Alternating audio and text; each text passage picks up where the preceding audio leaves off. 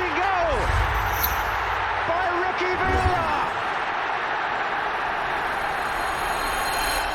The big man from Argentina went round 1, 2, 3. Hello everybody, this is the Perchy here from the Perchy TV. How are we all doing? Before we start, I just want to say a massive thank you to everyone who's subscribed to the channel recently and have been watching videos and doing a lot. There's a lot more coming soon. So I just want a big shout out to you guys. So massive thank you to everyone. And obviously, if you haven't, please hit all the likes and subscribing to all the different channels. That would be amazing.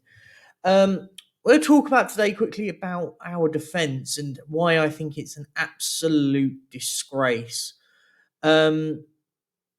We concede a lot of goals. Concede a lot of goals, but what we also do is we concede such basic goals. It's horrendous. You look at some of the goals we conceded against Liverpool was a shocker. You could say a couple against Man United. It was just constant errors and mistakes from players. I said this at the time. I said it doesn't really matter what formation we play. We just seem to not manage to defend well. I use the saying that we defend like hungover Sunday league players in the first 20 minutes. Chaotic, rash. All of them are a problem. I think even the likes of Romero gets a lot of credit from our fan base. Why? What does Romero get that others don't? Maybe a bit of future potential with this club. Doesn't for me get away from. He doesn't get away from criticism, and for me that's such a big problem. We really at this football club we hype up a lot of players all the time. The likes of Romero get pass after pass after pass. We've got terrible defenders. I don't think Romero can be discounted from that. I think he'll come good.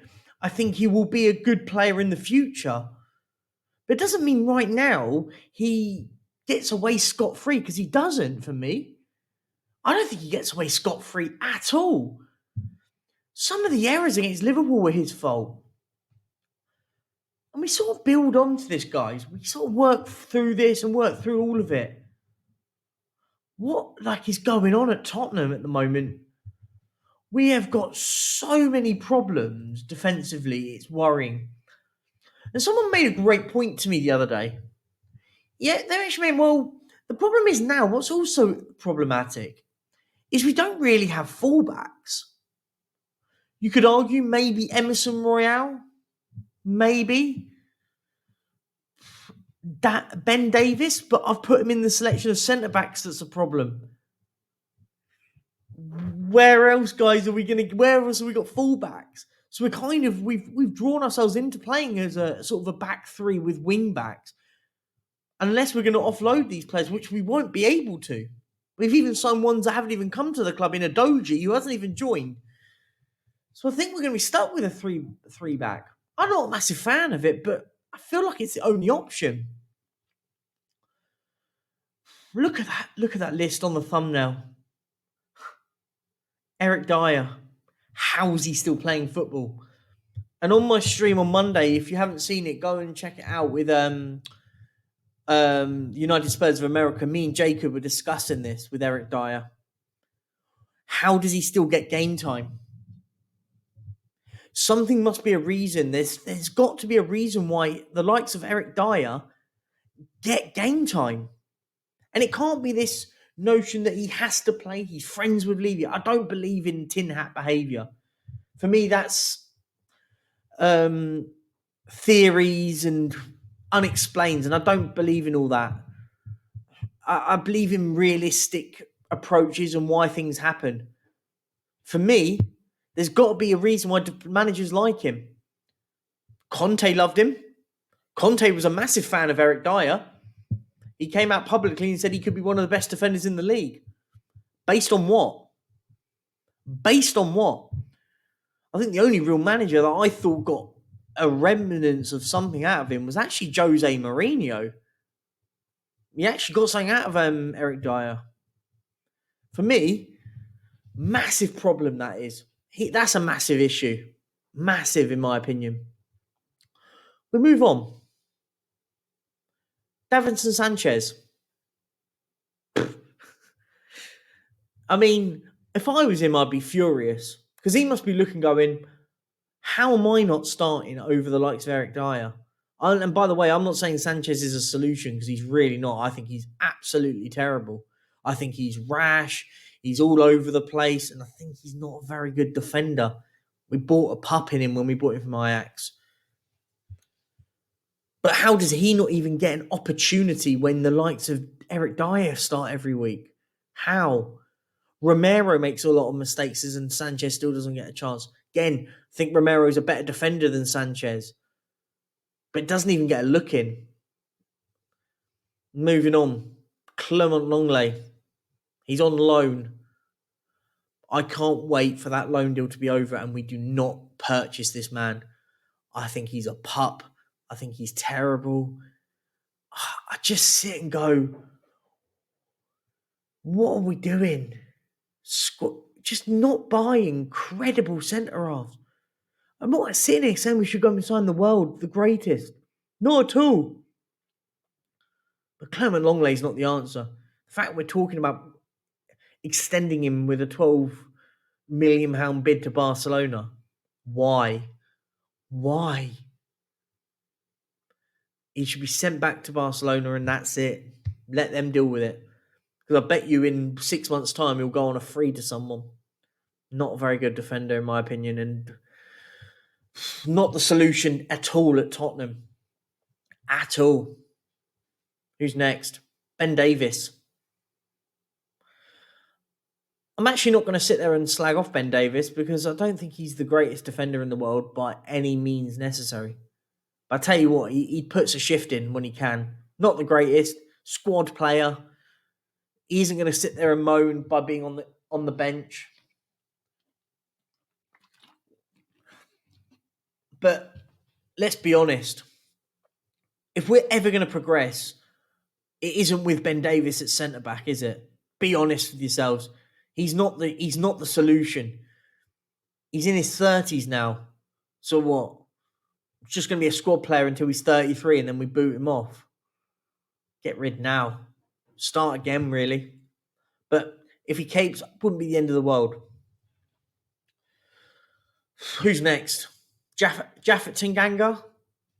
Who, I'm being honest, I feel like the only reason he's here is because he was through homegrown status. I genuinely, and no disrespect to the lad, because he seems like a really nice fella. But I honestly think the only reason Jaffet Tanganga is at Tottenham is because he's homegrown. And he came through our academy. This is a question for the comments.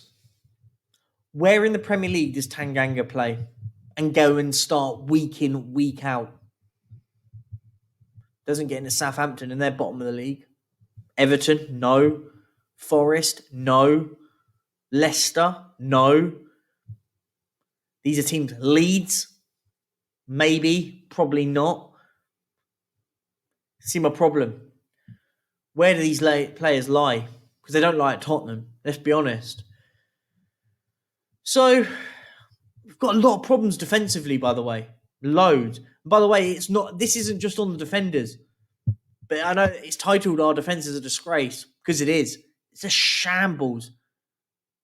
We've conceded 57 goals, I think, this season. Something mental. And let's be honest, I think we'll be well into the 60s at the end of the season. Unacceptable. Completely and utterly unacceptable. We're Tottenham Hotspur. We're not some tiny football club. Why do we act like it? This summer's got to be a cull of defenders have got to go. Dyer, Sanchez, Tanganga, maybe Ben Davies, if not keep him. Longley should be nowhere near this football club next season. Nowhere near. And then if we even move to the wing backs, let's have a look at that. Because that's even more equally worrying. Jed Spence doesn't even play for us. Doesn't even get minutes. Hardly plays in France with Stade Rennes. Nope. He's not the answer, is he? Let's be honest. Really, I don't, unless we see something completely different, he's not the answer. Who else? Emerson Royale gets you mocked by our fan base. Chicken Royale and all that stuff gets mocked by him. Tell you what, he works hard though, doesn't he? Is that I mean, that just shows how low the bar is. He works hard. Wow. Okay. Moving forward. Pedro Porro. Defensively, not good enough at this football club. Not good at this level defensively. Attacking wise, I think, tell you what, we've got a player there. Look, shows a bit of desire, doesn't he? I like him in that sense. Defensively, no. He's a car crash defending. His defensive positioning is atrocious. You look at that first goal. The first goal was amazing by Liverpool. 2 minutes into the game, 2 or 3 minutes into the game, ball comes over from the other wing. Romero and Porro standing next to each other, marking absolutely nobody. 3-man at the back post. And just like that, it was already an uphill challenge. So yeah, he needs to improve defensively massively. Let's go on the other side. Let's have some fun over there. Ivan Perisic, another one. Really end his contract at the end of the season. Not good enough at this football club. Not good enough at all. Not good at this level anymore. Great player in his time, by the way. Absolute great player in his time. Not anymore. Can't be playing at Tottenham anymore. No chance for me. No chance. Not good enough. Yeah, he's got a handful of assists. Great. He can take a corner. Amazing. I expected a lot more from the likes of Ivan Perisic. Who else we got there? Ryan Sessegnon. On par with one of the worst players we've got at this football club. Genuinely not good enough at this level. It's incredible. How is he still here? 30 million quid we spent on Ryan Sessegnon. You'd be lucky to get a third of that. You'd be lucky to get a third of that price. Maybe someone coming up would pay 10 million quid for him. If not, it looks like another one which we're just going to have to sit there because he's English. Who else we got? Who's out on loan? Sergio Reguilon. Another one. Maybe can play left back if we go back to a back four. But let's be honest. Another one that just, for me, not good enough. Not good enough at Tottenham. And it just sums us up as a team. Defensively, we're all over the place. And doesn't that when your goalkeeper in Hugo Lloris drops a stinker every time he plays football? Hopefully, his injury is the last time we see of him because I think he's done. I genuinely think he's done.